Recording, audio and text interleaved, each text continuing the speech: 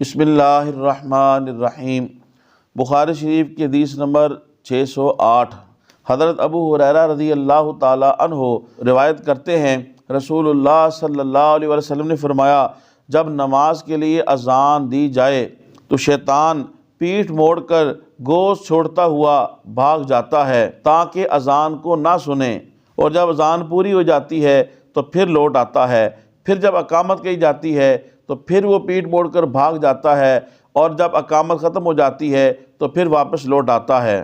پھر انسان کے دل میں وسوسے ڈالتا ہے کہ فلاں چیز کو یاد کر، فلاں چیز کو یاد کر، جس چیز کو وہ پہلے یاد نہیں کر رہا تھا، یہاں تک کہ آدمی کو پتہ نہیں چلتا کہ اس نے کتنی رکعت نماز پڑھی ہے۔ محترم خواتین و حضرات، اس حدیث پاک کا عنوان امام بخاری رحمۃ اللہ علیہ نے قائم فرمایا، اذان دینے کی فضیلت۔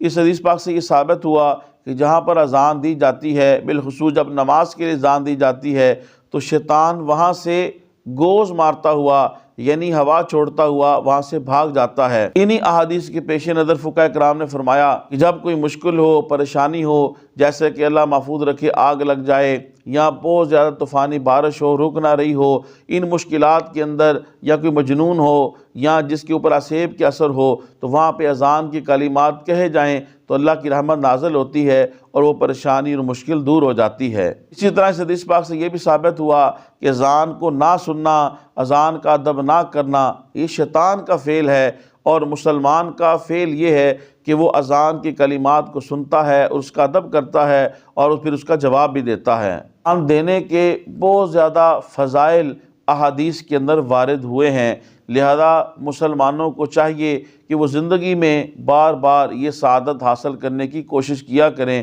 کیونکہ نبی کریم صلی اللہ علیہ وسلم نے اذان کے بارے میں بہت زیادہ فضائل بیان فرمائے ہیں۔ اللہ تبارک و تعالی ہم اس بات پہ عمل کرنے کی توفیق عطا فرمائے۔ محترم خواتین و حضرات، تبلیغ دین کی نیت سے حدیث شریف کے اس درس کو زیادہ سے زیادہ لوگوں تک پہنچانے کے لیے میری اس ویڈیو کو شیئر کریں۔ اللہ پاک آپ کو جزائے خیر دے۔ السلام علیکم ورحمۃ اللہ وبرکاتہ۔